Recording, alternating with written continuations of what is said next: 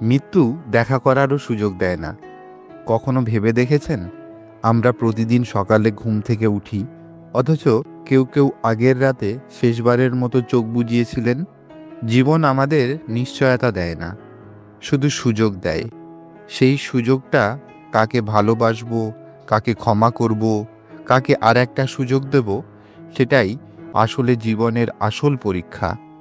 আজকের এই গল্প, আজকের এই ভাবনা তাদের জন্য যারা রাগে, অভিমানে, কষ্টে দূরত্ব তৈরি করেছে প্রিয়জনদের সাথে। কারণ মৃত্যু কাউকে নোটিশ দিয়ে আসে না।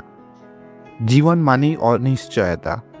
আমরা প্ল্যান করি, আগামীকাল ওকে ফোন করব, পরশু দেখা করব, পরের সপ্তাহে রাগ মিটিয়ে ফেলব।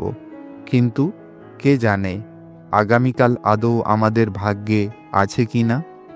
একটা ছোট্ট দুর্ঘটনা, একটা হার্ট অ্যাটাক, একটা নিঃশব্দ রাত অনেক কিছু কেড়ে নিতে পারে। তখন আর রাগ মেটানোর সুযোগ থাকে না, ক্ষমা চাওয়ার সময় থাকে না। তখন শুধু আফসোস থেকে যায়, আর একবার যদি ওর সঙ্গে কথা বলতে পারতাম। এই আফসোসই সবচেয়ে ভারী বোঝা। রাগ করা সহজ, কিন্তু সম্পর্ক বাঁচানো কঠিন। অহংকার অনেকটা আগুনের মতো, যতই জ্বলবে ততই পোড়াবে দুজনকেই। ভেবে দেখুন, যাদের উপর আমরা রাগ করি বেশিরভাগই আমাদের প্রিয় মানুষ।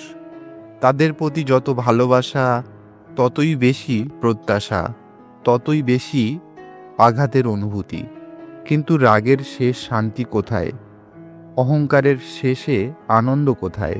আমরা যদি বুঝতে পারি যে জীবন ক্ষণস্থায়ী, তাহলে হয়তো আমরা তুচ্ছ ব্যাপারে রাগ করতাম না, ক্ষুদ্র বিষয় নিয়ে সম্পর্ক নষ্ট করতাম না।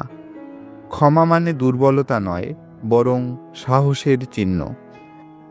যে ক্ষমা করতে পারে সে নিজের মনকে মুক্ত করে দেয়। রাতে ঘুমোতে যাওয়ার আগে ভেবে দেখুন, আজকে কারো প্রতি রাগ করে ঘুমোতে যাচ্ছি কি? যদি রেগে থাকেন তাহলে আজকেই শেষ করুন। কারণ কে জানে আগামীকাল সকালটা আপনার জন্য আদৌ উঠবে কি উঠবে না। আপনি যখন কাউকে ক্ষমা করেন, তখন শুধু অন্যজন নয়, নিজেকেও মুক্ত করেন। আপনার মন হালকা হয়, ঘুম শান্ত হয়, জীবন সুন্দর হয়ে ওঠে। আমি এমন এক গল্প শুনেছিলাম, একজন ছেলে নিজের বাবার সঙ্গে কথা বলা বন্ধ করে দিয়েছিল এক সামান্য ভুল বোঝাবুঝির জন্য। বছরের পর বছর কেটে গেল। একদিন খবর এলো বাবা আর নেই।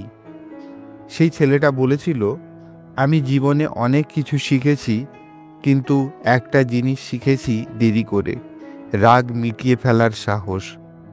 এই এক গল্প আমাদের ভাবায়, আমরা প্রতিদিন সম্পর্কের দড়ি ছিঁড়ি ছোট ছোট অভিমান, ভুল বোঝাবুঝিতে।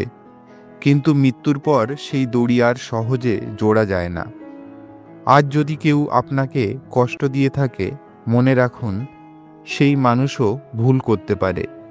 আপনি তো করেন। আমরা সবাই অপূর্ণ। তাই সম্পর্ক বাঁচাতে হলে ক্ষমা, ভালোবাসা আর বোঝাপড়া, এই তিনটেই দরকার। রাতের আগে প্রতিজ্ঞা করুন, আমি কারোর উপর রাগ রেখে ঘুমোবো না।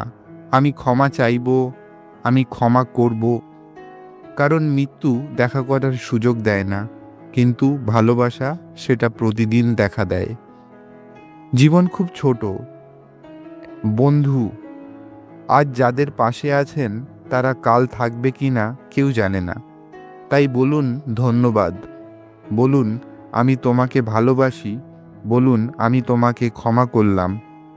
এই কথাগুলো শেষ মুহূর্তে শান্তি দেয়, আফসোস নয়। আজ রাতে ঘুমোতে যাওয়ার আগে একবার ভাবুন, কারো প্রতি রাগ করেছেন কি? তাকে ফোন করুন, একটা মেসেজ পাঠান, বা শুধু মনে বলুন, আমি রাগ মিটিয়ে দিলাম। কারণ সত্যি মৃত্যু দেখা করার সুযোগ দেয় না, কিন্তু ভালোবাসা চাইলেই পাওয়া যায়।